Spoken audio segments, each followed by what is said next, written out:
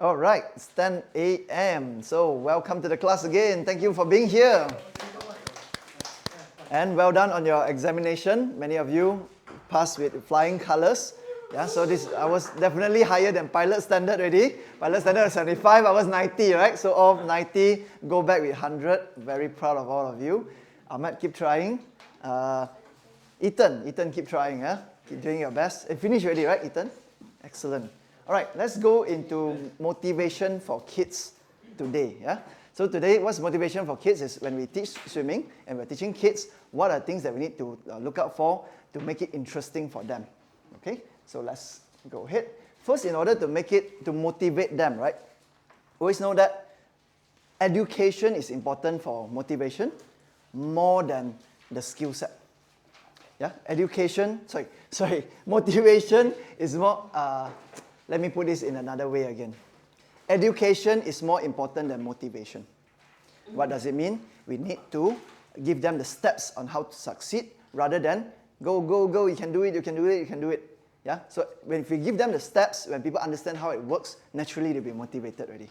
But first of the things, before we go into any skills or any motivation, let's understand the cause of fear first. Why are people really afraid?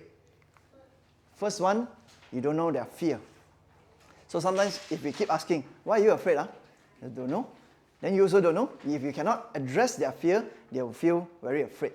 So if you can say, are you afraid because you feel that you run out of air? Are you afraid because you feel like afraid of falling down in the water? So if they feel that, they somewhat, what you say can hit what they think, they'll feel a bit more assured. Yeah? So knowing what they fear is one.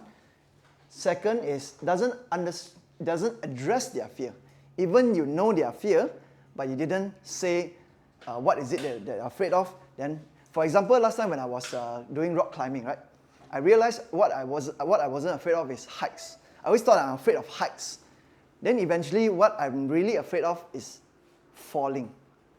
I'm afraid of falling rather than afraid of heights. So once I know what to do to prevent myself from falling, I'm no longer afraid of heights already. Okay? So we need to be able to address what's the actual fear. So what are the other things that can cause fear is pain. Yeah? Pain can cause fear. So sometimes people are just afraid of water going into the nose. Whenever they go in, they breathe in, nose very painful, I don't like that feeling. So naturally, sometimes people generalize. Have you seen a friend before, whether it's a female or male, they will say, I will never have a boyfriend anymore. After a bad breakup, got before, right? So sometimes why? Because they generalize. First boyfriend is like that, second boyfriend is like that, all men are like that one. Right? So sometimes we generalize. Same for students as well. Sometimes when they are really afraid, so pain, water is bad. I don't like water. Yeah? So this could be one of the reasons, pain. Next is helplessness. The feeling that if something happens, no one is there for them. Yeah? So when it comes to helplessness, it's very easy to address. We just need to assure them. Remember in the previous class, we talked about, we have the 4 different categories, right? The shy, the angry is the last one. We have the not interested, and another one is scared, right? So assure, which category needs the assurance? When they're scared. Yeah, when they're scared, we give the assurance. So helplessness, we just need to let them know that I will always be there for you, or we can just give backup plans. If something happens to you, this is what you can do. For example, survival jump. Deep pool, we teach survival jump. We teach them how to swim back to the wall. Yeah? Fear of not in control. There are times that, let's say, we are controlling the students all the time. When they feel out of control, they will also be afraid. Yeah? Sometimes it's for adults as well. Sometimes they feel they do a dead body, they feel like, falling, off balance, they feel out of control. Then they quickly want to stand up already. So out of control is also a part of the fear as well. Next one is fear of falling. Okay? Fear of falling is jumping from high places, the feeling of the drop. Yeah? The drop is very scary for many people. That's why sometimes when you see if there's a bridge, most of the brave one will just catch out the not so brave one, will just shake the bridge a bit, then why the person can suddenly be very afraid is just shaking left and right? Because they are afraid that they are falling. So, they move a little bit more. So sometimes the fear is not the heights, it's the fear of falling down, the dropping feeling. Fear of sinking. Fear of falling and fear of sinking different. Falling is jumping from high places, the drop feeling. Sinking is they're underwater, then they slowly feel like they're going down lower, lower, lower, lower. That's the feeling that they feel, wow, I might drown. Sinking is dying. So some people will have that connection. Sinking is dying, so don't sink. What are the fears they have? Lack of support. So sometimes they feel that, I cannot do this myself. I cannot do this independently. I need more support. So sometimes all we need to do is to give more support, give more assurance that I will always be here for you. I will hold your hand. My hands will be right below you. If you need help, you can always press it down. You give them support. Too steep.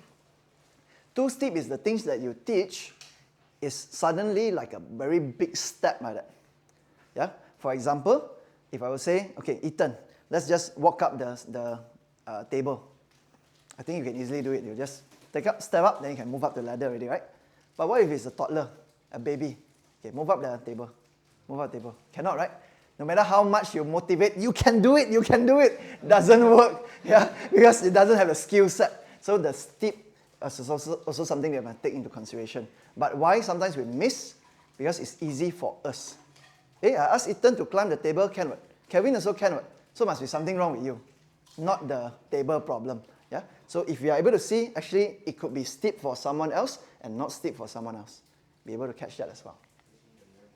Okay. Broken promise. This could be also a fear. You say, okay, I will always hold you. Then maybe you take the step too far, you suddenly just let go. Then say, survive. So this is an old school way of teaching.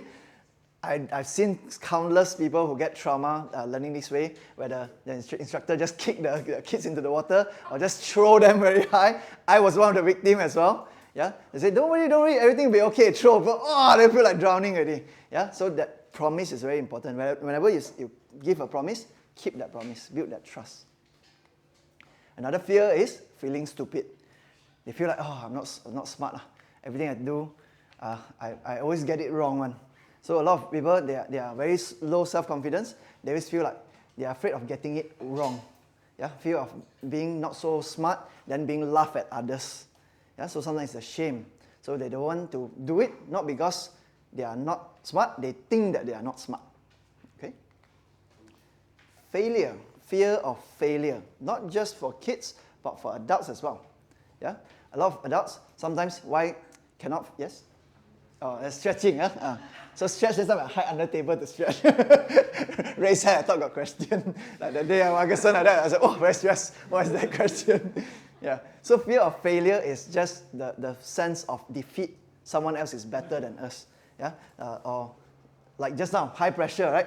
Everyone 100 in the exam. Okay, why am I 70 again? Why am I 80 again? There's that fear of, why am I not better than anyone else? So this is a legitimate fear. Sometimes people don't want to do just because they don't want to fail. Yeah? So all these things can be helped. All these things can be helped. So for example, let's look at not knowing their fear. Just by knowing all this, when we tell them, is it because it's too difficult for you? Is it because you fear of sinking? When we address them, they feel, you understand me. Yeah? So just by addressing it, they feel more assured already. Then sometimes it's the pain. So we can teach them the knowledge of, if you breathe in from the nose, pain. So if you don't breathe in your nose, water will not go into your nose. Yeah? So sometimes swim freestyle, and I say, freestyle I don't like. I like the breaststroke. Why? Because of the pain. All we need to do is teach the safe zone and danger zone. Danger zone, what you need to do? Blow non-stop. So once they understand they blow non-stop in the danger zone, no more pain. I like freestyle already. So it could be as simple as that, just addressing the pain. Helplessness, just now we shared some example already. Just constantly be there for them, use words to assure them, I will always be there for you. Something happens, this is all your backup plans, so give them more backup plans. Not in control. So this is very related to off balance. So when people feel off balance, they always feel not in control. That's why, especially adults, when they do dead body, they feel about to sink, then they immediately stand up. They don't even try to balance because they fear that the off balance can go even worse. So when they fall like a bit more, must stand up already. Yeah. So what we do, one of the things that we do, dead body, right? We can ask them, I want you to intentionally go off balance. Intentionally go right. Intentionally go left. See, are you drowning or not? Is everything okay? So once they intentionally go off balance, they feel, actually, off balance is okay. Yeah, I'm not dying. I'm not sinking. I'm not drowning. I'm off balance. Fear of falling. I love this when doing with kids. So the falling feeling is scary, right? I like to start really, really small. Sit on the wall, fall down. Boop, and fall down, I make it even smaller. I carry them slow motion in dropping down. Boom, wow, you can jump. So I brand it as you can jump. Okay, next one, sit on the ladder. So on the ladder a bit, sit on the higher wall. So we have the wall that's right at the water surface. We have a slightly higher wall, right? So I call it level 2, now higher wall already. So I exaggerate higher wall already. So then the fear will come out a little bit. Then let's jump in. Then again, I hold them, slow motion, drop them. Oh, we can do level 2. Now level 3. Level 3, you're going to stand up already. So stand up on the higher wall, jump in. Then same thing, because I'm controlling them, the feeling of falling is like slow motion. So it's still a short, but I keep branding it. Falling, boom. It's okay to fall, right? You enjoy falling, right? So I keep branding. You enjoy falling, right? You like this? You like this? So once they always yes, yes, yes, yes, then level 4. Level 4, then you go up like higher and higher already, from sitting into standing. Then after level 7 is face backwards. Face backwards because they feel lack of control. No one's controlling me, or I cannot see where I'm jumping. Same thing, I'm still jumping. I'm still pulling them down. I'm still controlling their drop. Level 7, then higher, then higher. Level 8, level 9, level 10. Level 10 is now sit down. I want you to drop down by yourself, then I catch you underwater. So I don't hold you anymore. You drop down, so start again from the sitting on the wall. They drop, then I catch underwater. I don't even let their face go into the water. Just drop, catch, that feeling of falling. So as they get falling, then I get them to fall and drop slowly. The face go into the water. Then I say, the face go into the water, okay, right? And say, okay. And go higher and higher and higher. Then every time they get it, high five. Get it, high five. Get it, high five. So it's very repetitive, it's very hypnotic one. So they keep level 1, level 2, level 3, level 4, level 5. They keep moving. Wow, now you're level 9 already. In fact, it's just a mini change already in every level. Yeah? Play with that. So when you can help them feel that falling is something they enjoy, you see in a short 15 minutes, they enjoy running and straight away jump into the pool already. It becomes their fun thing. It becomes your leverage. It's very powerful because it used to be something that they are afraid of, right? Suddenly it becomes your leverage. You want to jump some more? Okay, you do this first. Then only I let you jump. Yeah? So leverage must collect. Something that they like, collect. Sinking. What is the activity that you learned so far that you think can help them cure the fear of sinking? Sorry? Nope. Blow bubble, yes. Exhale everything up, sink down, sit on the floor, then jump up as high as you can. So that's a good lesson because we tell them, when you sink, are you dying? Not dying, right? Sinking at the bottom is good, right? Why good? Because you can jump up. It's even easier when you're at the floor. The floor is good. So for all kids, right, I changed the module, the syllabus a little bit. I always teach dead body paddling, survival jump, and floating on class 1. Just for them to feel the control when the pool is very deep. Because I can hold them. Adults, step by step, because we don't touch our students for adults, right? So that's the flow that I go for. Sing them, blow everything down, sit on the floor, then bring them up. So next level is I bring them down to the floor, I let go, they jump up. They jump up, I straight away catch them already. Yeah? Next level, bring them down to the floor, they jump up, I want them to go back down first, then only I catch them. So you can see the mini levels that I create, that sinking is okay. Eventually they forget one more fear already. So imagine when students are afraid, right? There could be many checkbox here that's not being ticked yet. So one by one we need to address. By the time we address everything already, right? You'll be like, so not afraid already, they just love swimming already. Because all the reasons that they used to have that they are afraid of suddenly no longer exist. Yeah? Lack of support. Okay, lack of support, what I like to do is, first I hold them with the hand. So they hold my hand, then swim. Ooh, you can swim forward already. Ooh, you can swim forward. Now I want you to try to do a Superman without me holding. But my hand is right under your hand. So reach out your hand, Ethan. So reach out your hand this way. So my hands will be right under your hand. Yeah? If you need help, you can always press to come up.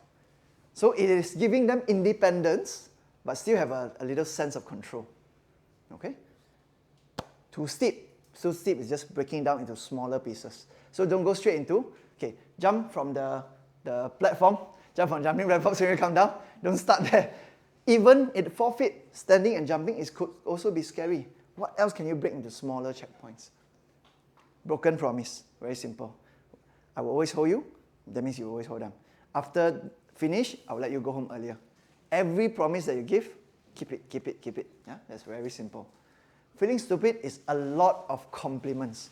See, you're very smart, right? You can get this. Now you already can bring in your legs, you already push back, you already stand up. See, you remember all these three things, that's why you can stand up already. So smart. It's not easy.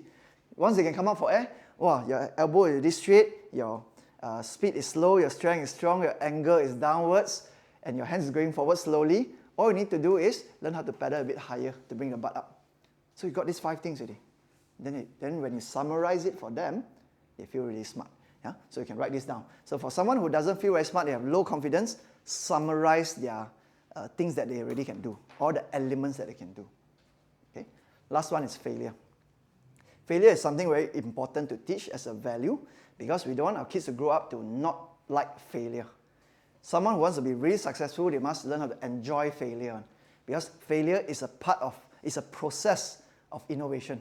If you want to innovate something, you create something very powerful, you must fail a lot again and again and again until you get the right thing. Yeah? So what do we do if students are afraid of failing? What are your ideas? Motivate them. How do you motivate them? Like point out the small details that they actually did do correct and then ask them to build on it slowly. Teach them how to build on it slowly. So things that didn't correct and teach them to build slowly. Okay, what else? Set a goal for them. Sorry? Set a goal for them. Set for goal for them. They are just achieving. How about failing? Choice of words. Choice of words. What are the choice of words you can use? Like we almost get it. You almost get it. Okay. Let's So it's try again. almost there. Try again. Yes, Ferguson. What they have achieved, and then tell them like improve. Like you tell them, okay, it was a good glide. Mm. You did flow longer, better than the last one. Yes. And then I think to improve it, I think to do a bit better, improve it. I think you can add on this, and then you tell them what they have. Good. Add in more things. Compliment, yeah. Compliment. One of the key things to counter. Yes. When? Also, you can actually be like, oh, I also feel this before. I also failed this before. Yes. Very good. Yeah. Yes. Last time I was a student, I also cannot swim 50-meter breast freestyle. I just started learning already. Now I already can do it in a very short time. You also can do it as well. Use your own experience. Very good. One of my favorite one is to highlight when they already reach a certain checkpoint, right? I highlight back all the past failures that they have gone through. Remember last time you can only come up once? Then after that you can come up 3 times. It takes you quite a while. But now look at where you are already. You come up 6 times already. So we always highlight their past. Then they keep comparing themselves from their past. So is it good to fail? I keep reminding, is it good to fail? Yes, we need to fail, then only you can get here. If you don't even start the first one, right, we cannot get to where you are today. So every time we keep highlighting. This failing process is awesome. Getting it wrong is part of the process. Keep highlighting. Getting it wrong is part of the process. Yeah? I feel like one more thing. Is Yes. that, as in teaching kids, you need to anticipate they're going to do a mistake. Anticipate they'll do a mistake. Very good. So you always anticipate this is going to be a common mistake for every kid. So you should know. So that when you come up, you don't feel frustrated and everything. You know already. So Oh, very good. Yes. So what Ferguson said was anticipate the potential failures of every kid, so we don't get frustrated easy. We know this is the common thing that people feel already. So then when we don't have any frustration or emotion, students are not very stressed. Yeah. This is also a very important part you bring up because sometimes if we ourselves are impatient, we do not say it, but students can feel it on. Small things like we cross our arm, the way we breathe. Ah, man. How many times yeah, man? Yeah. All the small things, even if you don't say it out, can leak out your frustration. So if we are anticipating, students will feel we are more relaxed on our own internal side. Yeah? Excellent. Something? Yes, please, Bianca. I think it's very important to celebrate the small achievements immediately. I think that's because then they see, hey, great, I have done something right. So I think celebrating on the spot that they have done something great, they feel much better and they want to come back because they get the reward immediately. Yes, excellent. Exactly. We need to always appreciate all small checkpoints. Huh? That's right. So now we learn the first part, we learn the fear already, right? Now quiz time. Yeah. How many of you take notes just now? Okay. Those who didn't take notes, Let's see your memory how strong. Huh? How many are there? Huh? 3, 6, 7, 8, 9, 10, 11, 12. You have 12 seconds. Let's pick it up. Let's remember it.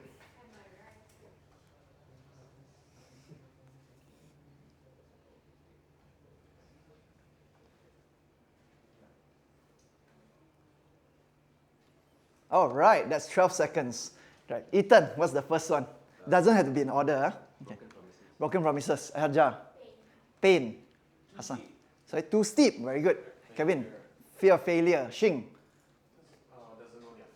Doesn't know their fear. Very good. JJ. Scared of falling. Very good. Sabrina. Lack of support. Very good. Fazavi. Feeling helpless. Very good. When? Feeling stupid. Very good. Not knowing their fear. Yes, just now I was not addressing, now it's not knowing. 10, yes.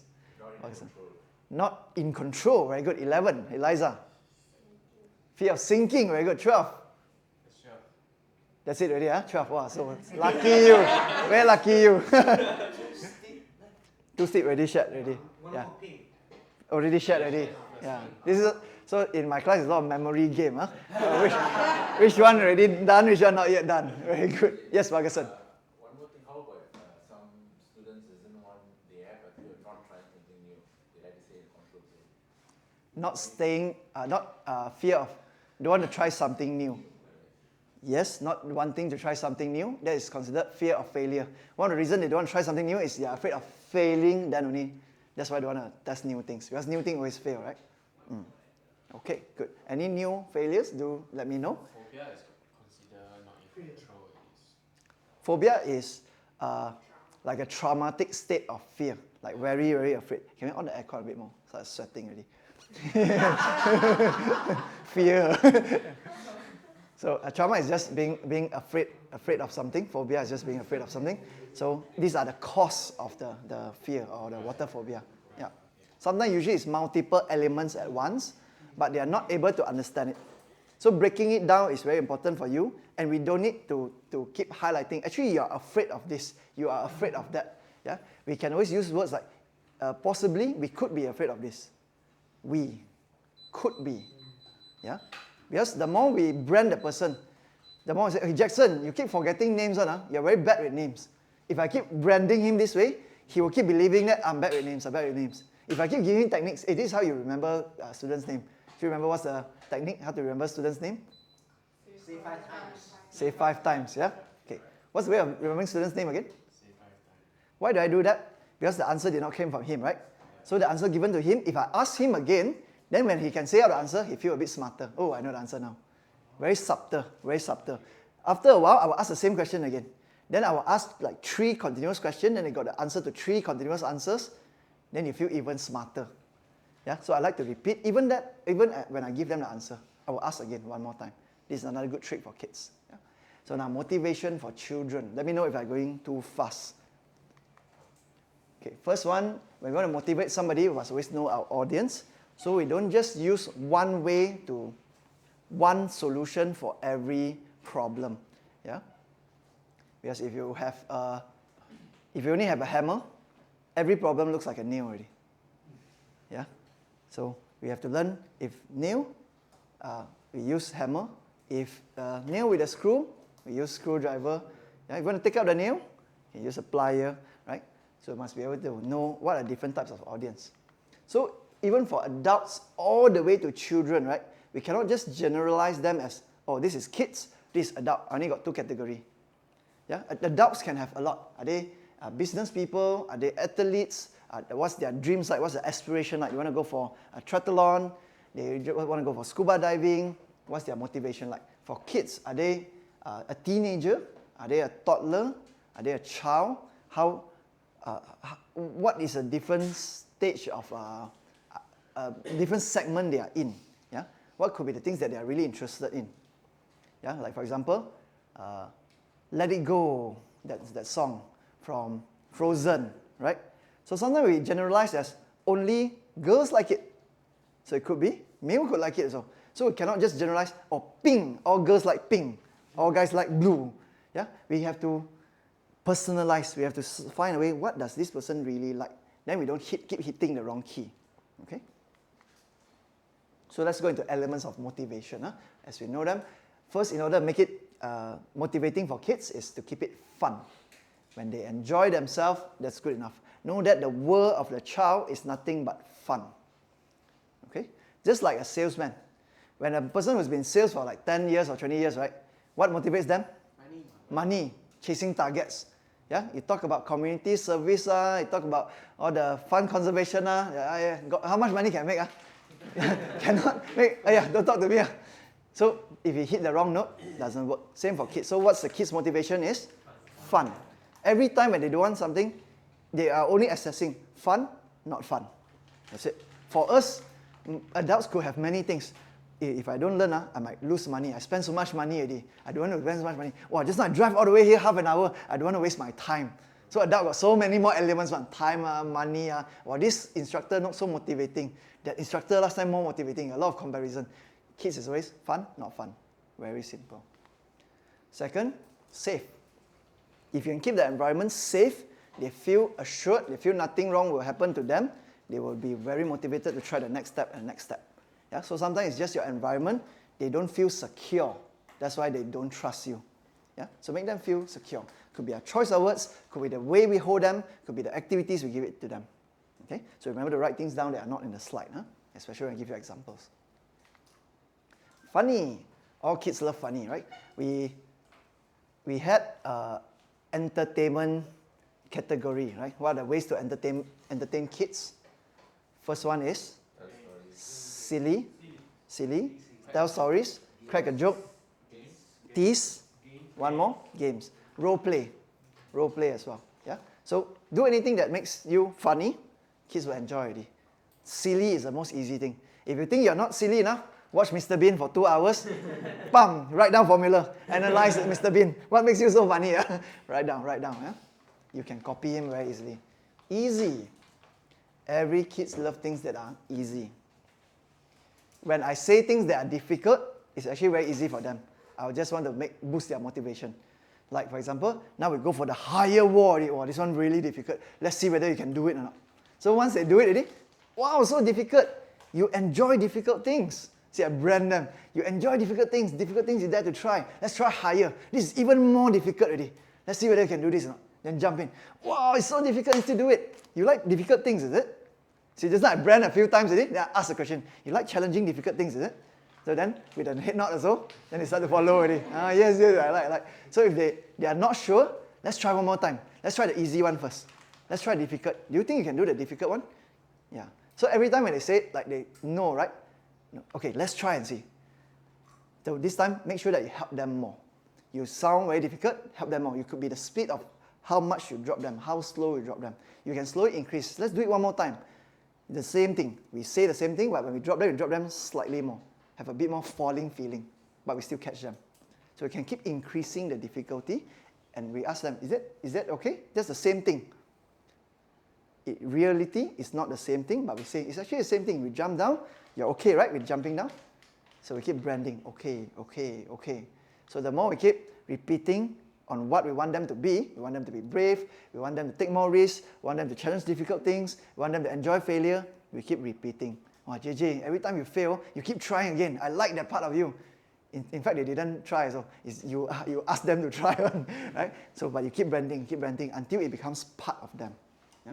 So making things easy, breaking down into small steps, meeting goals, like what Bianca said just now, sets mini goals, and from there, we every time there's a goal, there's a checkpoint. Yeah, there's a checkpoint to achieve. There's something to celebrate. Win, not just kids. Adults also like to win. Yeah, that's why sometimes people go casino, lose a lot of money, still like going, because like the feeling of winning. Yeah, winning. So how do you get kids to win? You can give points. Okay, now, if Ethan can do it, Ethan, okay, get 1 point. Now Sabrina's time.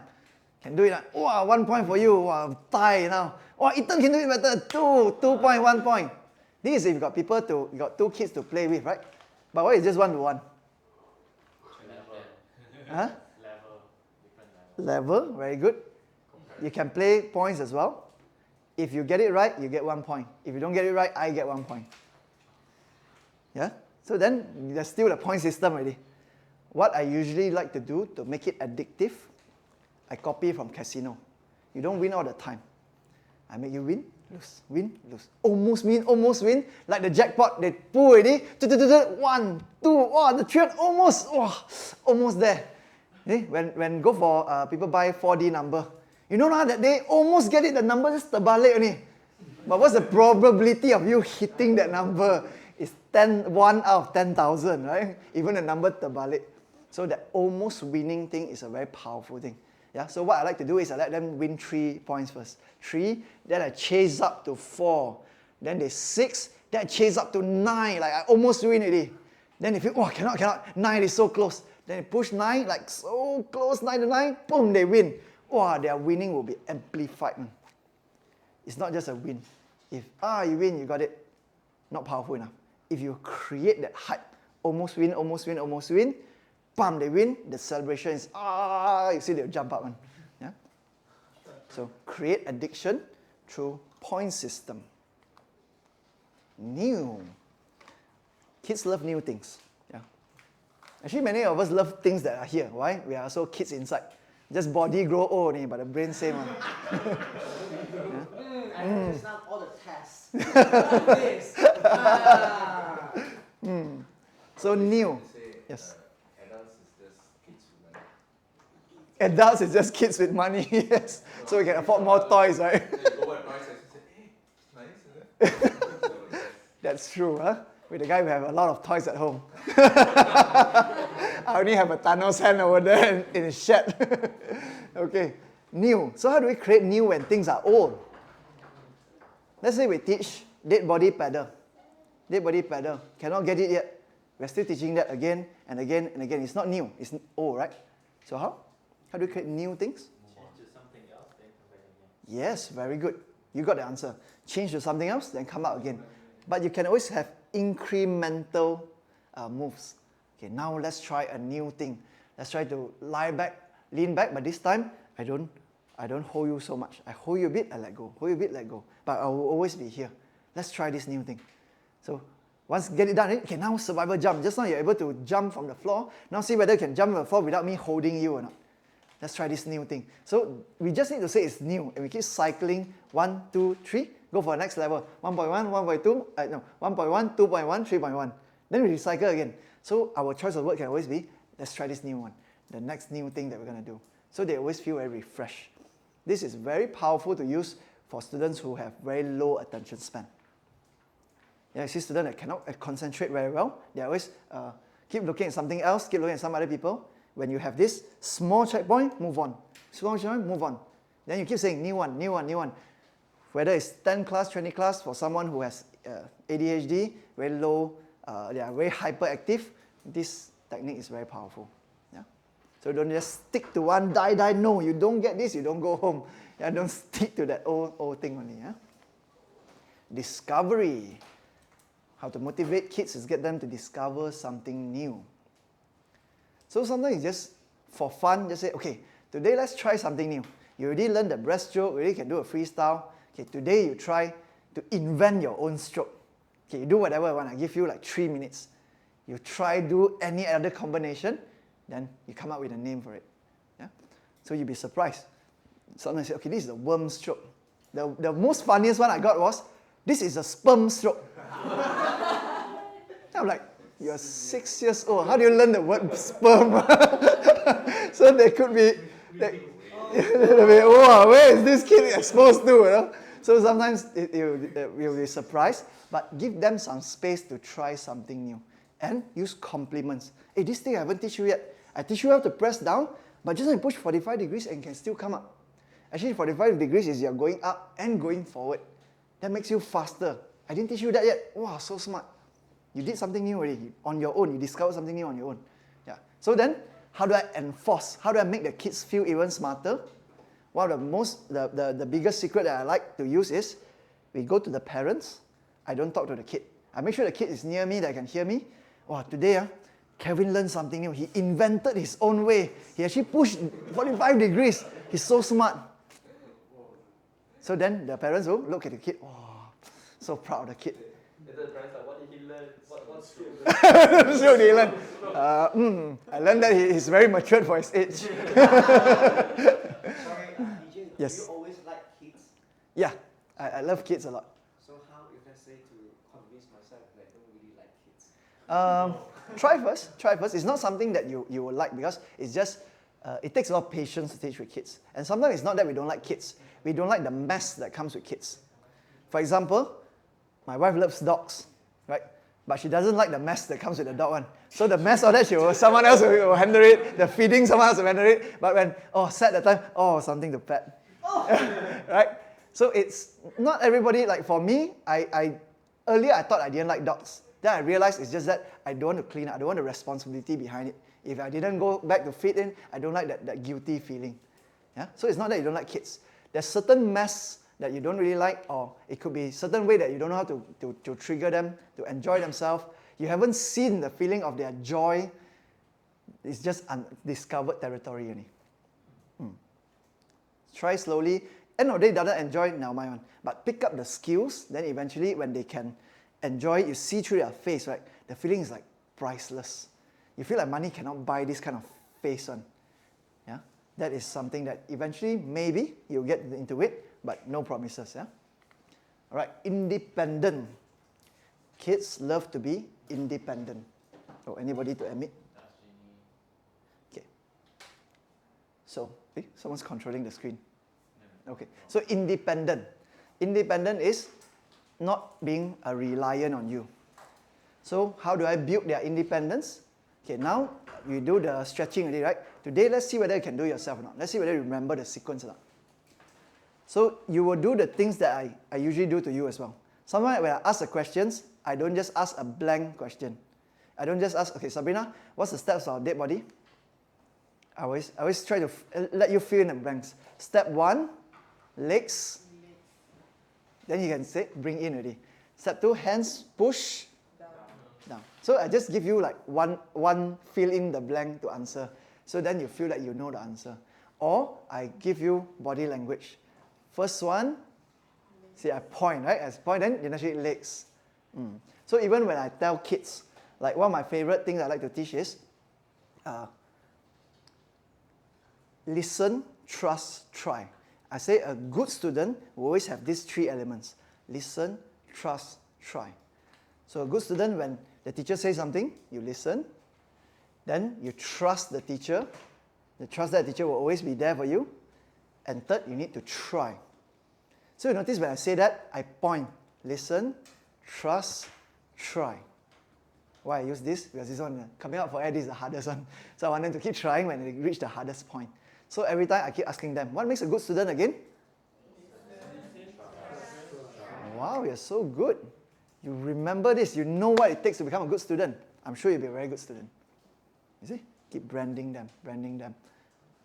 So independent, get them to try on their own. Let's see whether you can do it or not. So if they forget the sequence, right, you just slowly raise up the leg, then, they also remember already. They will follow already.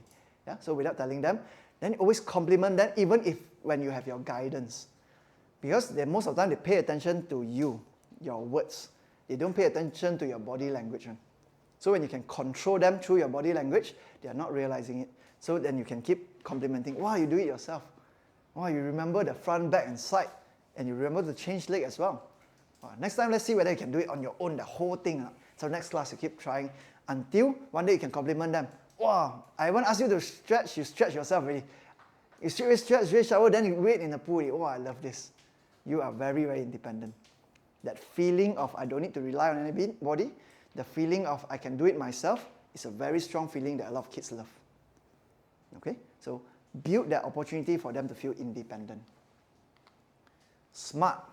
All kids love to be smart. Just compliment that. Wow, you pick up so fast. This thing is very difficult. Many people cannot get it, but you get it. Many people take 20 classes, you take 10. Yeah? Just create a fake number and just compare. Yeah? Compare, because sometimes people, when they're so afraid, they're so tense, oh, am I better than someone else? They're in their mode of comparing, right? Just give a fake number. Most people, they will take longer time. Then they don't feel so bad about themselves. Yeah? Then that motivation will come up already. So notice, being a coach, a lot of white lie on.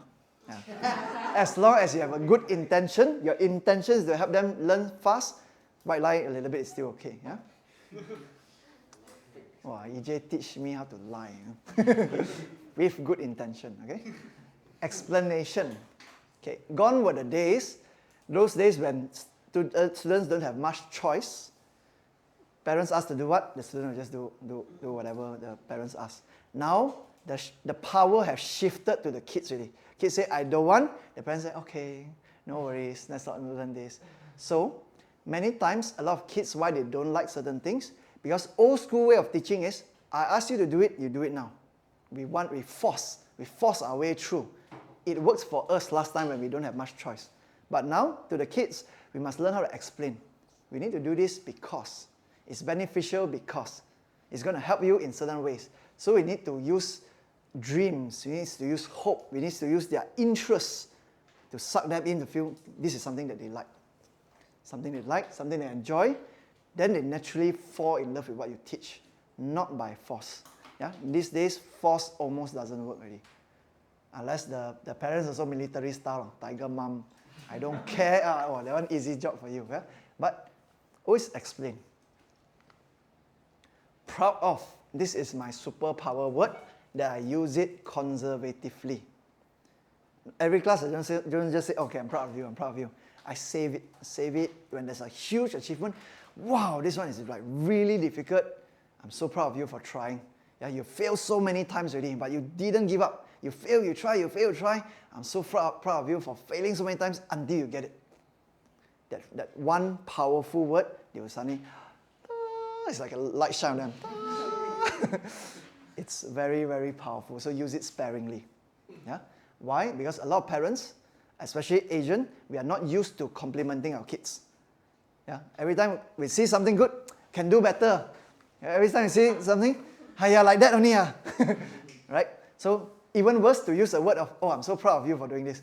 Very, very seldom. So when you use that time, they will feel, oh, very, very good feeling. Sometimes I use it once. In future, I see it's like a poison already. The kids go back to the parents, are you proud of me? Today I did this. It's okay. Yeah? So then next time, this powerful word can become your leverage. Because in future, they'll say, are you proud of me? Today I can do this already. Because kids, once you give them something very big, right, they want some more. Like you give them a nice chocolate, they enjoy it, they want to eat more, don't care about consequences already, right? So for us, oh, okay, but I need you to do a bit more first. So we don't need to say, no, I'm not proud of you for not doing this.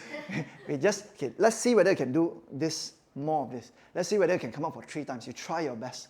So we can change topic. We do not need to answer their question if they keep asking, are you proud of me? Oh, proud of me. Yeah? Don't need to keep answering that question.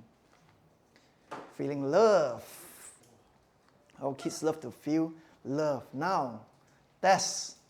How to get a kid to feel loved? By care. Taking care of them. Caring, good. What is caring? Supporting them. Sorry? How How's their day is? Very good. Be aware of How you feel? Very good. So when they're pain, it's like, oh, let's handle the pain first. Instead of, okay, pain, continue lah, stronger a bit. So don't just move on. Don't just move on too fast. Yeah. Is it a bit painful? Then give some technical side. It's painful because, okay, let's try a bit more. Yeah, the feeling of care. Very good. Anything else? Are you tired? Feeling tired? Yes, Bianca? Giving a hug. Giving a hug. Yes, very good. Pre-corona days, this is the best powerful one. Yeah? But now, just wait for it. Just wait for the pandemic. But hug, yes, is a very powerful tool. Yeah? Why? It's because there's a certain chemical, if not mistaken, it's called endorphin. Yeah? So endorphin, when we hug them, endorphin will fire up, they feel happy. Yep. So endorphin actually comes from touch. Just the feeling of touch will raise up a bit of endorphin already. So that high five, the constant high five will give a lot of endorphin. Yeah? Touch at the right place, appropriately, please. Hands. Okay. Head. Pat on the back. Okay. How about making them feel secure? Making them feel secure. Very good. Yes, that's one of the safe part. So love is hard. Do not kiss the kids. Regardless, mouth lah, cheek lah, don't. Unless you are very, very close, like you already neighbors with each other, met each other 10 years already. If you know that they are comfortable with you, try not to cross that line. Yeah, because sometimes we are not sure of that line. Sometimes parents will be so happy with you, buy you chocolate, all that, compliment you, then suddenly you kiss the kid again. Hey, what are you doing? Suddenly the whole thing can shift one.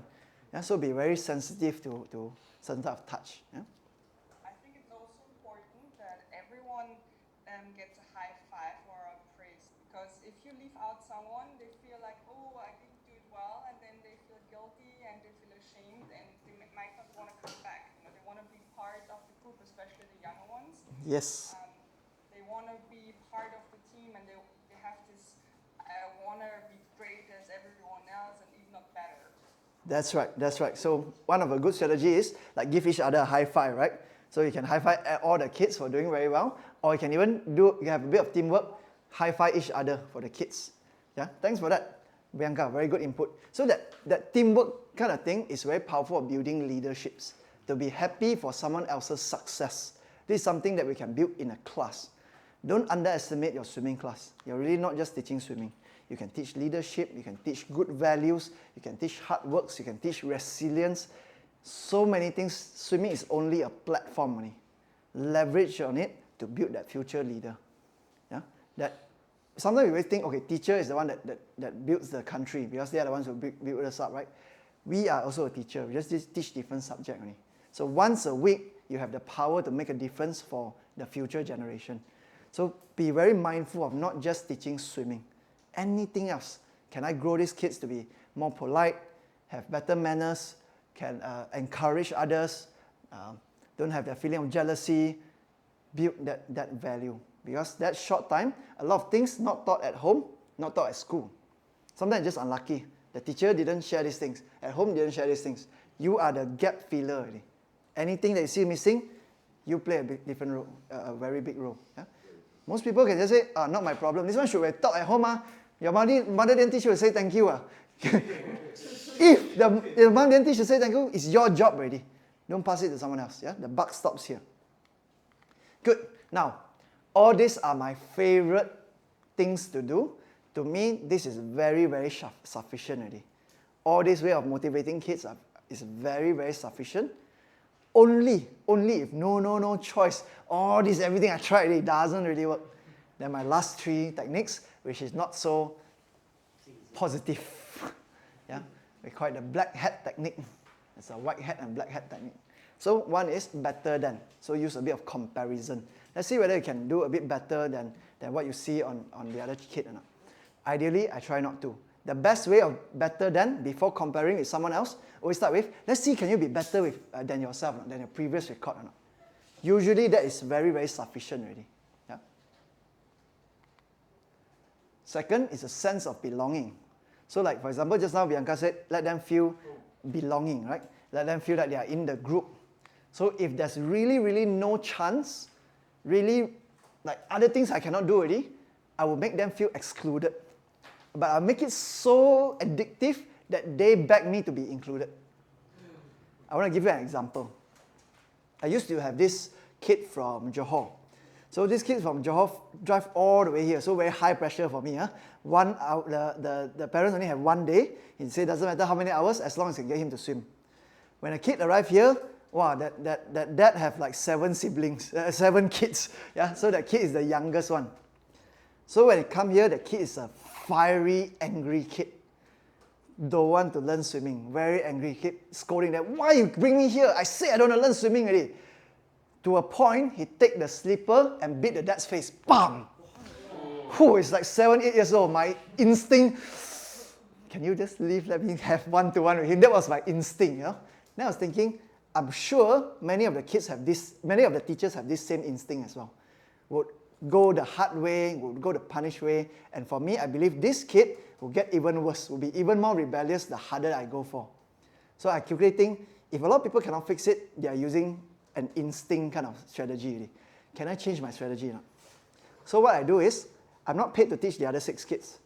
But I say, okay, let's try, all of you bring a swimsuit, right? Let's all try learn together first. So I teach the whole 6 kids without thinking about the money part. Just keep teaching, then I keep making them laugh, keep enjoy, keep laughing, then tease each other. Then I hear a giggle from him, like laugh his brother a little bit. Then I look at him, you want to try? 2 times, 3 times, he keep, I cannot control, keep laughing.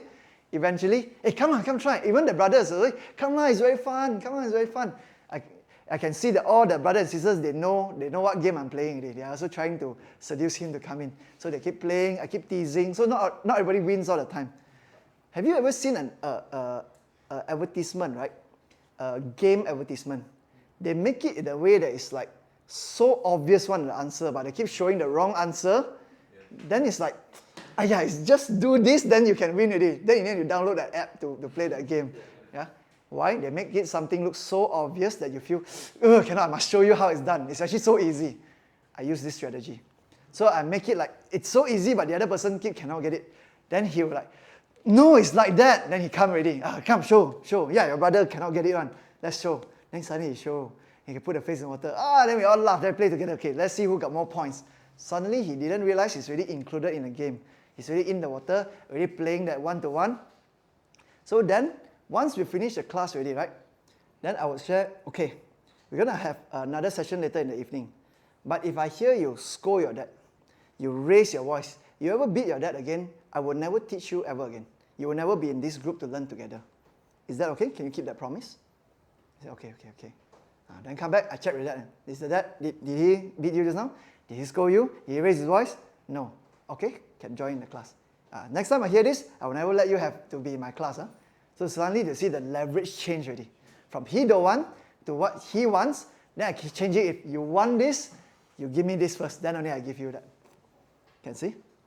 So sense of belonging can be something very powerful that if they really want to join in, you are able to seduce them in, then you can make them feel excluded.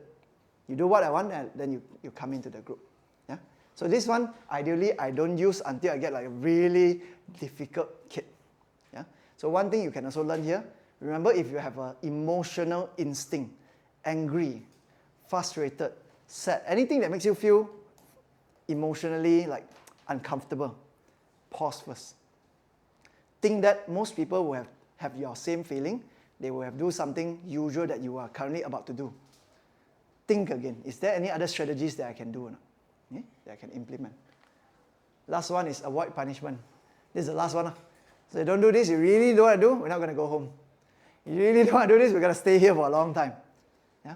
So these are the really, I cannot manage one. I'll go into avoid punishment. So I give them, show them that I have the authority. Yeah?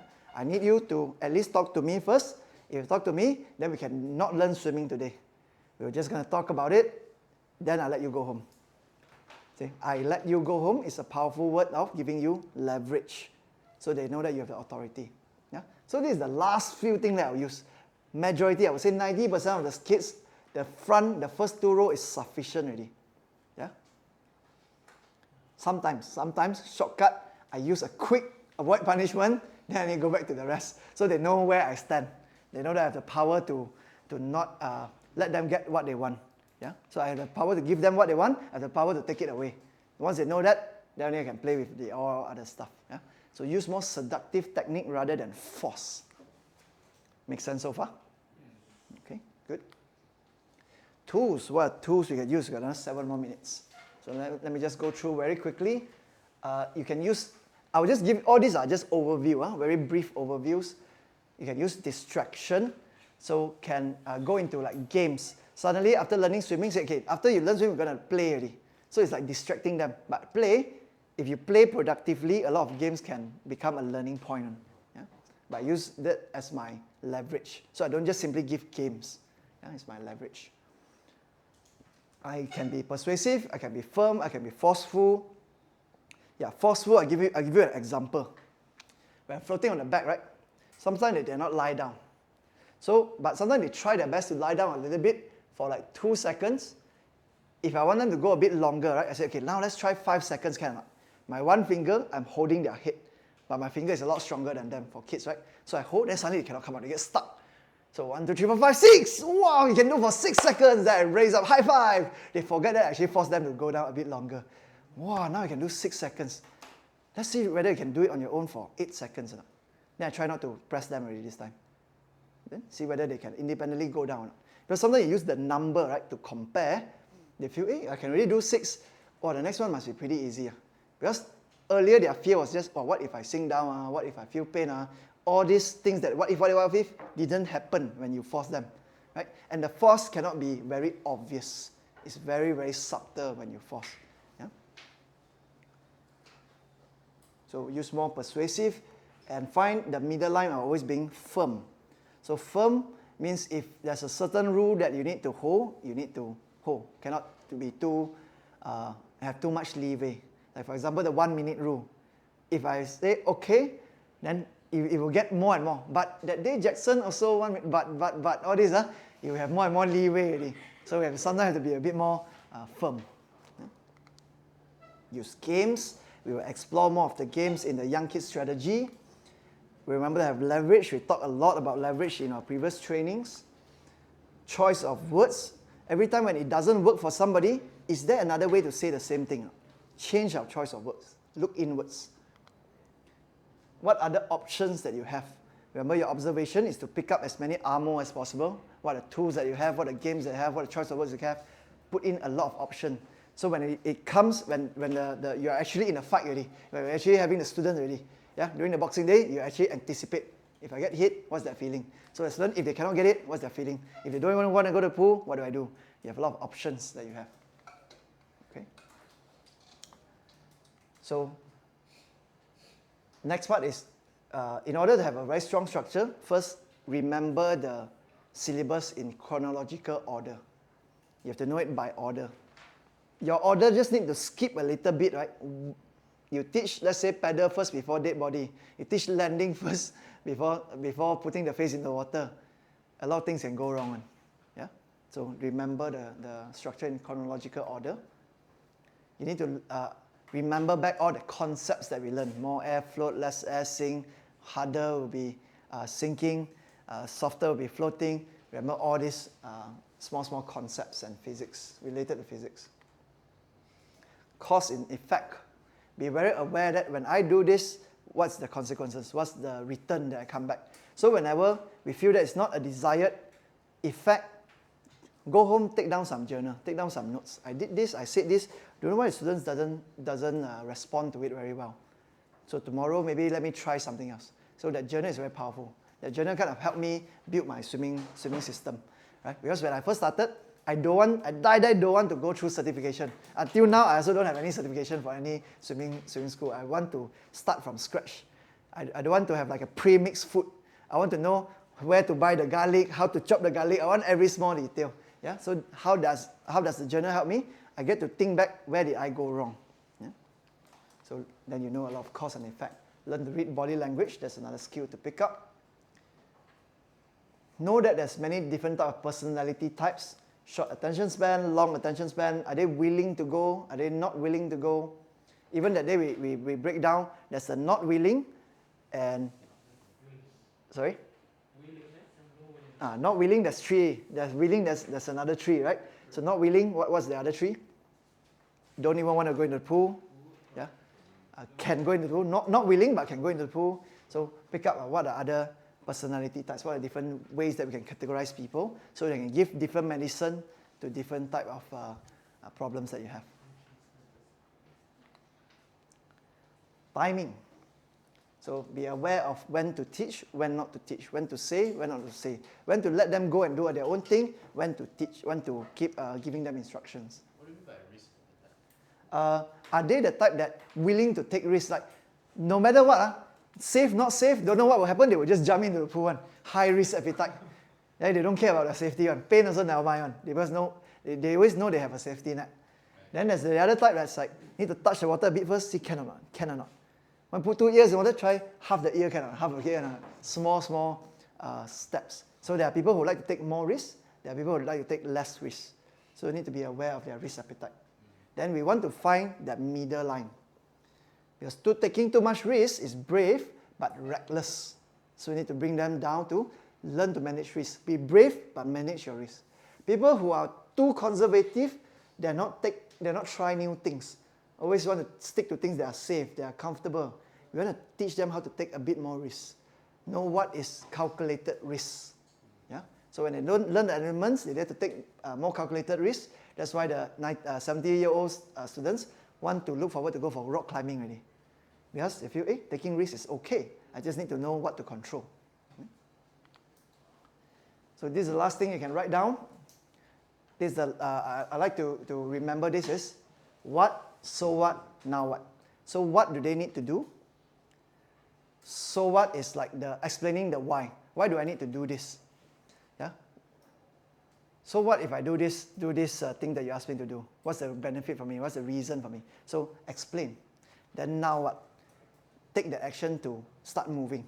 So don't just tell them what to do, explain, then no action. Always remember the earlier one we talked about the tell, show, do. Yeah. Tell them what to do, show them how to do an example, and actually get them to do it.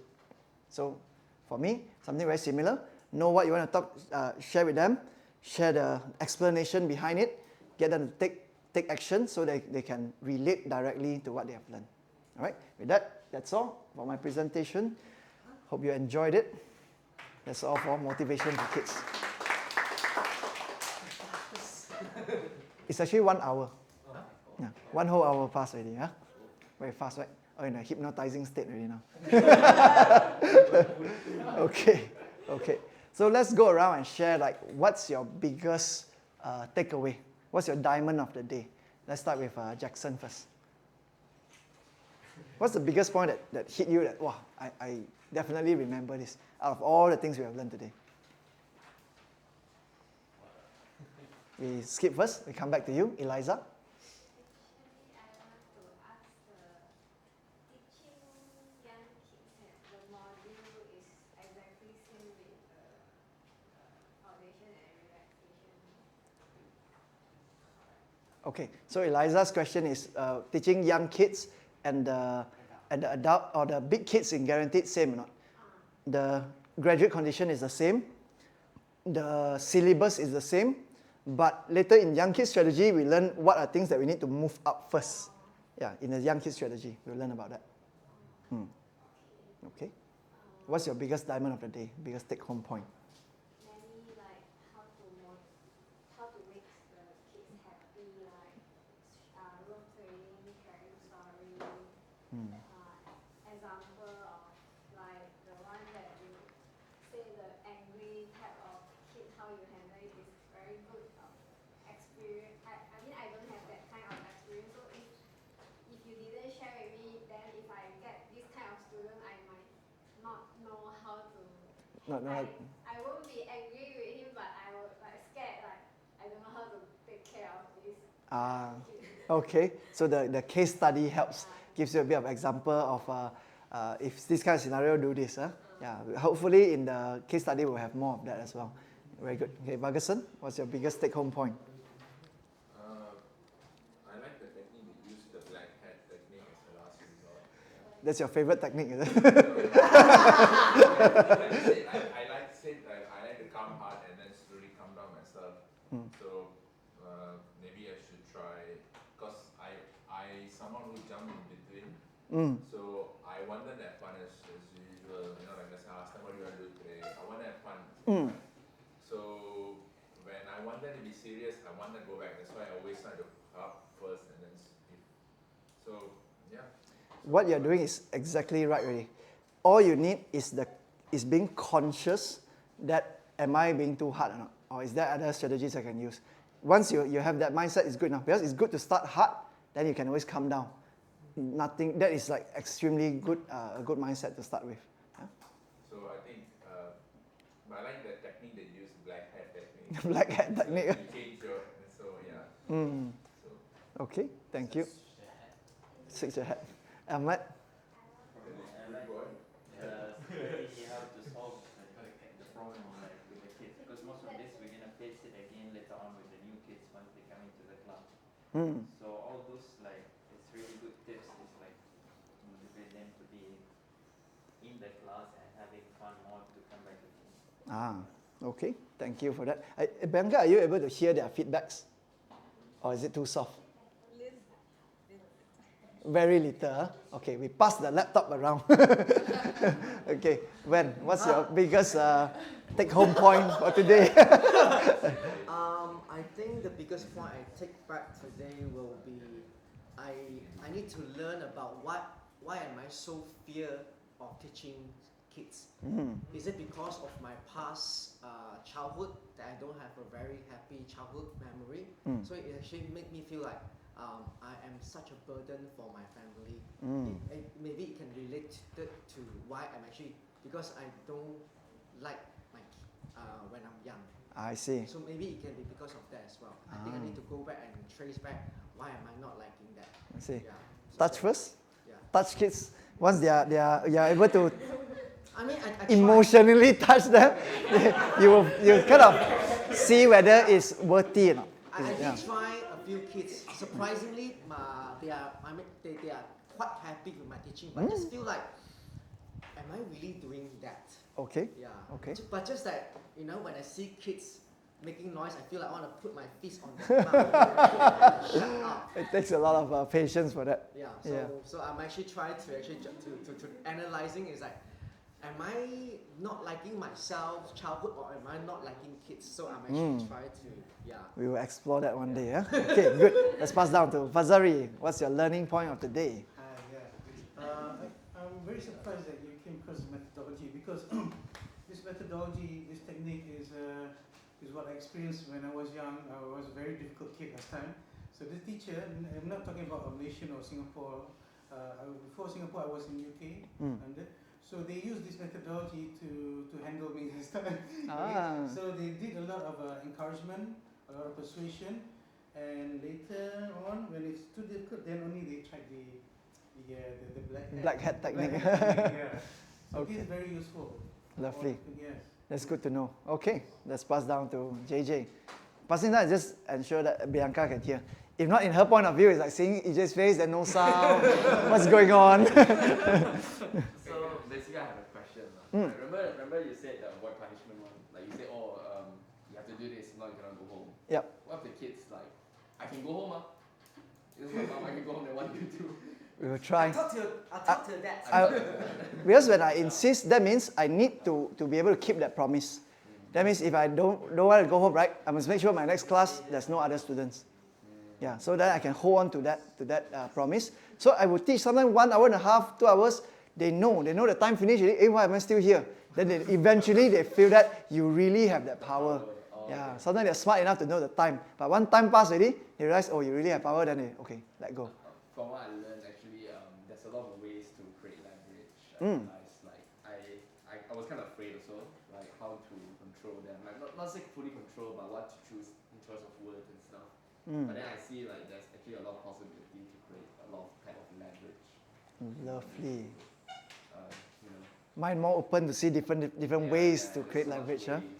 Ooh, lovely. That's good to know. Thank you. Thanks for sharing. So my favorite part of this module is there's a lot to learn in this module. So one of the first one is the cause of fear. So I know that there's a lot of things that could be the underlying issue.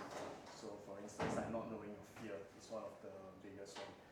Moving on to the motivation part, where I think the best takeaway I like the most is the discovery, independent and love. I feel like this is a bit more of a modern way of learning things. Give child a little bit, it's essentially capturing what is learning into it. The fun of learning, obviously the painful part of learning is that you have to keep repeating it, but we make it as fun as possible. And then, also I like if there's no choice, we use the belonging thing where the kids start throwing a tantrum, we isolate him out, get a group, seduce him in. I feel like that's also a very, very good way to kind of motivate the students to, in a way, you are also forcing him to learn swimming, but you're also forcing this kid to, not forcing, but letting this kid know that you have to fit in, you have to behave a certain way to fit into this place. So also fits into, we do not only teach swimming, we teach a lot of life lesson and things like that. So this is my biggest takeaway. Many takeaways. Thank you. Thanks for sharing. Kevin, someone who has taught swimming before, have go through the program before, now second round. Have you ever had this training before? Maybe it's in the Ah. There's some case Not study, as specific as this, yeah, huh? not specific as this. Mm.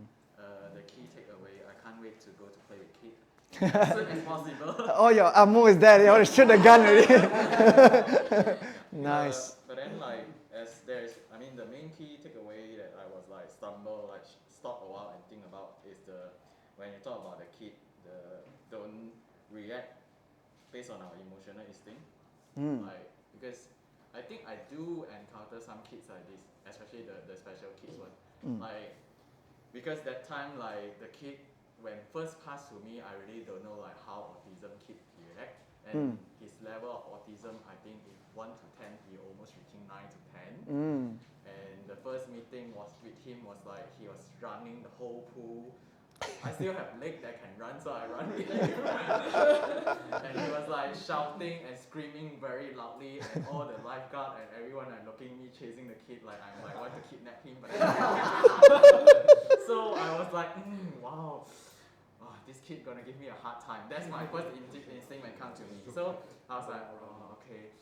It's my job, I have to convince myself, just finish the job, so I just bring him to the pool. Then he was like, keep on scratching my back, a lot of scratch and a lot of blood. So a bit of blood coming out.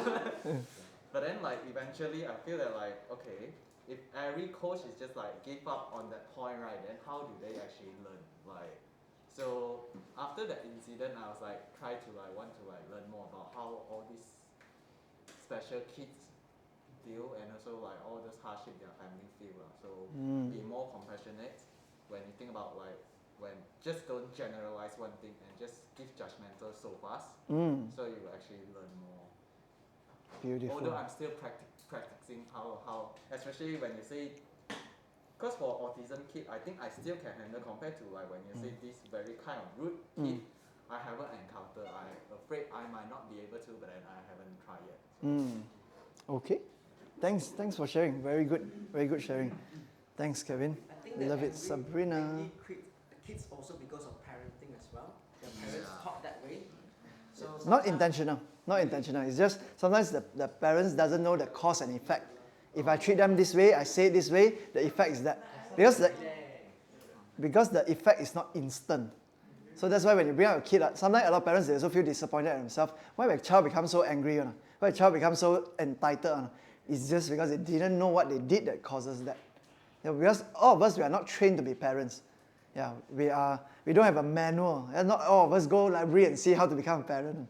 So it's very difficult. Like, how do you find the grey line between like, if we really interfere of how the parenting, will we get backfire from their parents when it comes to this? Because I'm kind of afraid like sometimes we just being too busybody when it comes to like this kind of kid, especially the angry kid one. Very good.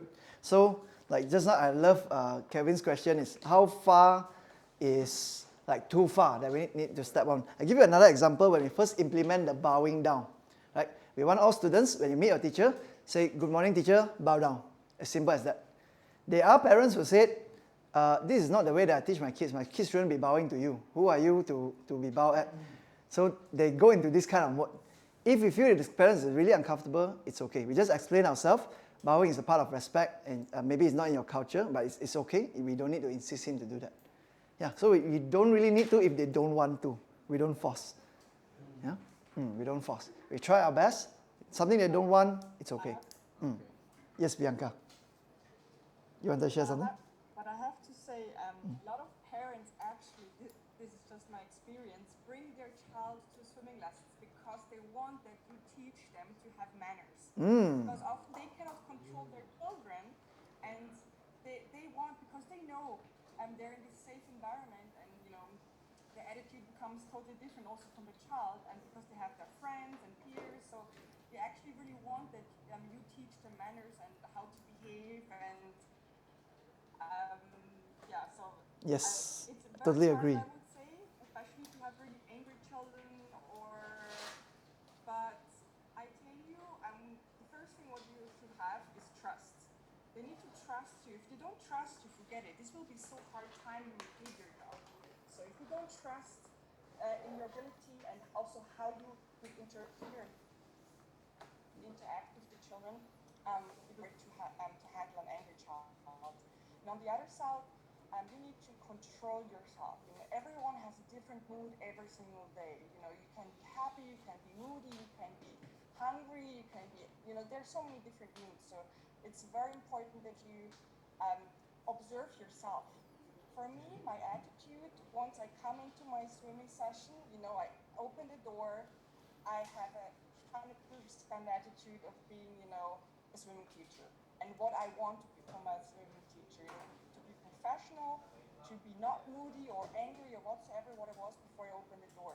Because they can feel and sense, especially children, but also adults, when you're angry and moody, they will 100% feel it, and then your class will go accordingly. And so you need to observe yourself also during the class. Hey, this child makes me constantly angry. Why? You know, maybe you just need to change what you're doing or how you say things, or maybe you need to include it more. You know, so there's so many ways. But of course, it's also learning by doing that you will see yourself better. You know, I think the most important part is putting yourself backwards for 1 minute, observing. Hey, what's going on? Why nobody's listening at me at the moment? And then you come back and they feel like, why is my teacher not doing or saying anything?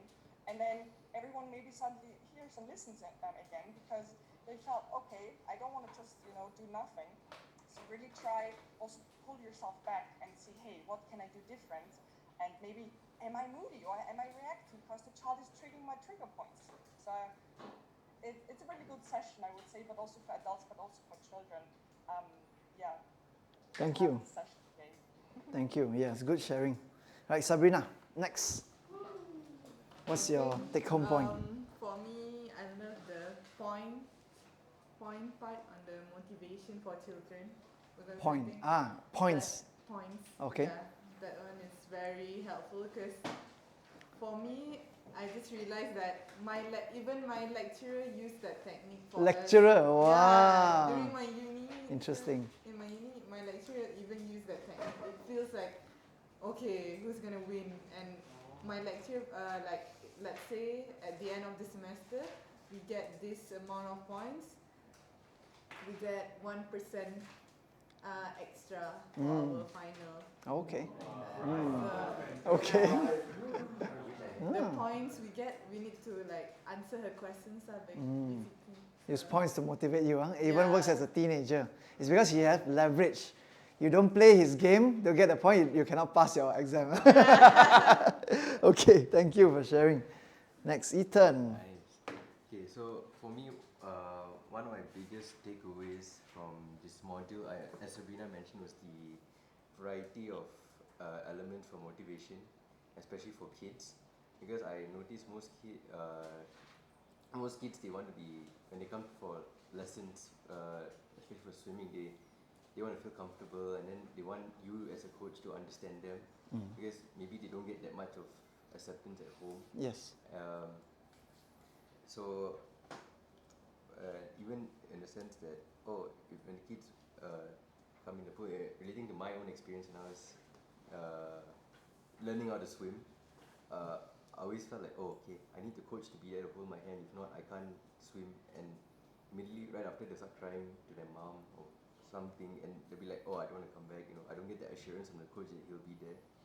So even from, I had some experience coaching before, back in the gym, and I noticed that their first instinct when they come for lessons is that, I need to get this right, if not the coach won't want to teach me anymore. So just being able to assure the kids that it's okay, we all start off somewhere, so it's okay if you just show me what you know, and then from there we can slowly build up. It doesn't matter how or what level you are, it's just a matter of how you're going to move forward. Nice. So we don't need to teach from fear. We can always go by slowly motivating, yeah? Cool, very good. Hassan. Yes. Okay. Well, one of the best takeaway points that I learned from motivating kids was letting know that they come to swim. They come to swim not to teach, not only to learn how to swim, but being there for them emotionally as well. So as a coach, you have to be a best example for them. So for me, from my experience, as kids, they actually observe the coach more likely. They might not listen to explanation a lot. So being them for them as a better example. So that's the best key point that I learned about it. Thank you. All right, thanks Hassan. Hajar. For me, I have a lot of cousins, like small cousins. So since I'm in secondary school, my aunts and uncles used to ask me to teach them, subject like math or English. So some of them have like very low attention span, and it's like when I try to teach them, they want to do something else and get distracted with games. Yep. So I usually like give up. Like I don't know what to do. So being in this class now, I know how to like control them. Oh, very nice. Okay, that gives you the two sets, huh? Give you two sets to be able to control it better. Very good. How about yourself, Bianca? Is there any learning point from this session? How about yourself, Bianca? Do you have any of your own learning points? Is there your big diamond for yourself for this class? I mean, I think everything is important here. I think this is one of the most important ones because you really need to understand children and yourself and also parents, what their motivation is, why they're bringing their child to swimming school. I think everything is so important about this lesson today. So really go through it, observe yourself, I would say. It is difficult at the beginning, especially when you will have your first classes, but you will get better, and I definitely know that each day will have feedback sessions, so you will know what you do wrong or right, and from there on you will learn and become better. But try really not to give up on yourself, because I've seen many swimming teachers, they gave up very soon, although we knew they would make it, but they were so fearful of teaching. I mean, but really try to also speak to each other. I think that's the most important part, that because you're a big group now, you can help each other and say, hey, I didn't get that right, how do you do that? So really try to be a family and care about each other, because only then you become stronger together. Thank you very much. Thanks for sharing, Bianca. Hope you enjoy this session. So see you again soon. Enjoy your lifeguard training. Take care.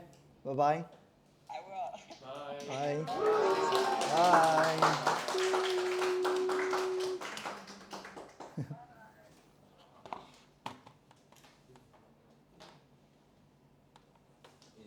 Yes, sir. Earlier you were saying about something about us being a teachers also, and then it's still a valuable lesson. Yes. I'd like to add on something to that. I feel like as what I like to do what my coach has been done to me. They will have always a habit. If you want to swim the 50 meter, do not just stop because people standing in the water. Finish the lap. So on. So that is really persistent in my head. Like, so when my students, I will help them if they swimming. Let's say it's supposed to 9 meters. They stop halfway. They say tired and everything. Do not stop that. I say continue, take a rest and finish. So I always instill this thing in that. Don't say cannot without trying and finish what you started. If you're tired, rest. Don't quit. Don't learn to quit. Try again. So and I always tell them this: the kid will cry. I put them down and tell them, have you tried? They say no. Then try first and tell me no. So I think it's and let them finish the lap. I think whenever you started, finish them with the lap, because that's help them to be better, better learner also. Anything, they're not going to quit all maths stuff. They just close. Yep. So because sports, in a way, they teach you how to be strong, how to accept defeats, how to accept pain, and also to be a fighter. So we all know it's like when you grow up already, it's a man eat man world outside, and then you need to teach them such a thing. Hopefully not here. I try to create my own world here. So I think it's going to be a different one. So just few things that we teach them. Even adults, let's tell them to finish the lab.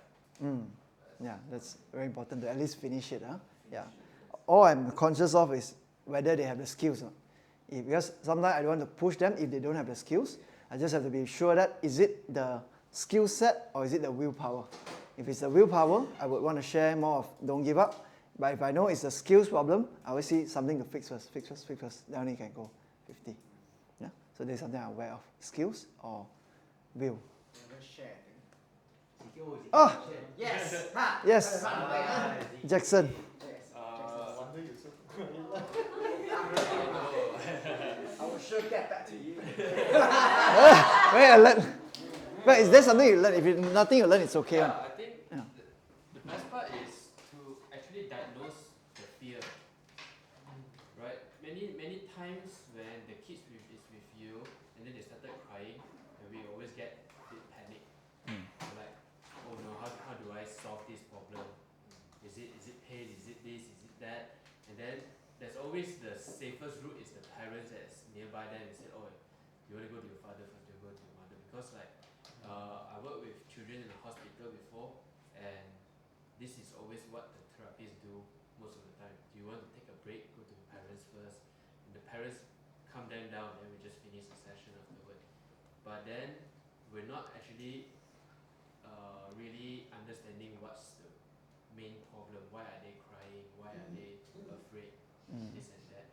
And then having the motivational skill sets to come up with solution. How do we motivate them in a way? It's also a good way to make them realize that they're able to do it. They're able to have the confidence that they thought they don't have. Yeah. Very good point. Yeah, understanding the fear. Then at least we know why. We don't just generalize because he's scared. Yeah, because why scared, right? Then we can give solutions. And Very good. you actually break it down to there's whole lots of 12 items inside. These are the ones I can remember. Yeah. I believe there might be some more that I may not include yet. Yeah. This one I do it in one day. I'm like, okay, tomorrow presentation, shit. It's like a few years ago.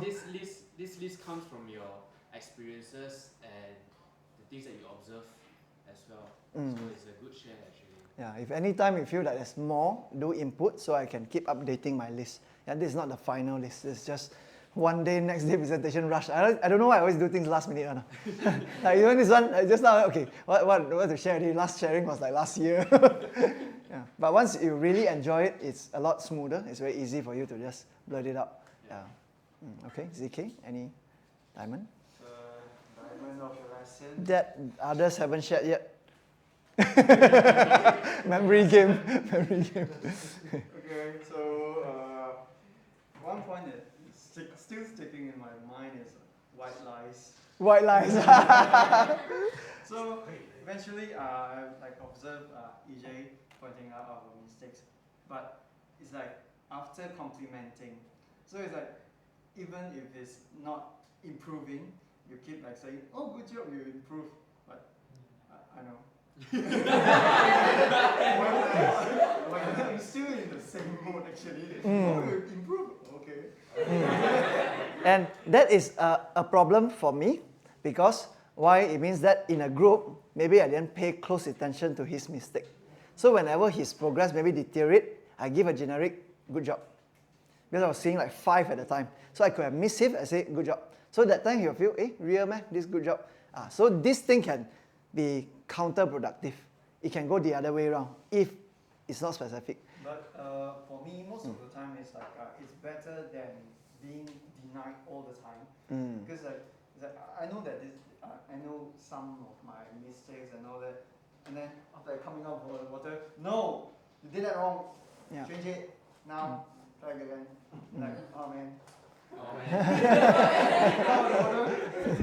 No again. Okay. I don't want to learn anymore. Yeah, so it's encouragement. Yeah. Same for adults or kids also, right? Yeah, all of us loves to be encouraged. So it pays well to be a more motivating teacher. Yes. Yeah, cool. All right. I have the same Great feeling diamond. as CK as well. When you say that, we're doing well, if ourselves don't feel like we are doing well, we will have really, we feel like this feedback won't be genuine anymore. Okay. But Yes. I think as a coach, what we can say that it's okay, you get there. You just need some time. Then maybe the student itself will find the time when they get familiar with that. So that will actually change the whole learning experience. That's my thought lah. I feel like when someone say that, oh, you're doing well, but if I don't feel like I'm doing well, you can never convince me. Yeah. The solution is specific. What did you do well? So first of all, when we say they are doing well, right, it shouldn't be a lie. You must sincerely believe in that they are doing well. It's just that you need to be able to see what are the other small elements. Because they as a student, they cannot see the 30 elements to come out for air. For me, I can see, I'm calculating every small movement that you make. Just now was 24, now it's 25 already. Just now you missed the earlier 2, now you remember the other 2. So when I say good, I don't need for you to learn a new thing. I just need you to secure what you have. All these 25 things you have learned, 5 more to go, later you will get it. Because sometimes it's not just that point, do well or not. It's when you do well, can remember or not. Are you able to consistently do that thing? So to me, if you can do consistently twice, that 25, 5 missing, good enough for me. I'm very happy for that already. So that's why to me, I'm always very good, very good, very good. But if one-to-one, I'll be very specific, good, because then I'll summarize, this is correct already, just missing. But in a big class, this is a sacrifice. Big class sometimes is just generic because you can only see one at a time. So how do you manage a big class is, usually you just see one thing to fix. Once you see, okay, change this, okay, next one, straight away go for the next one. Change this, straight away the next one already. But sometimes, this guy, he takes so long. He's supposed to come up for air, still better. Then I'm looking at him only. Then he come one time. What's wrong? The rest 4 finish already. So what I do, I just say, okay, very good, let's try again. Unless it's very obvious. If it's not obvious, I say, okay, let's try one more time. Yeah? So we don't say wrong, we don't say right, we say try one more time, doing pretty well, let's practice again. So this is a choice word. So the solution is be more specific when we compliment. All right? Ken, thank you everyone.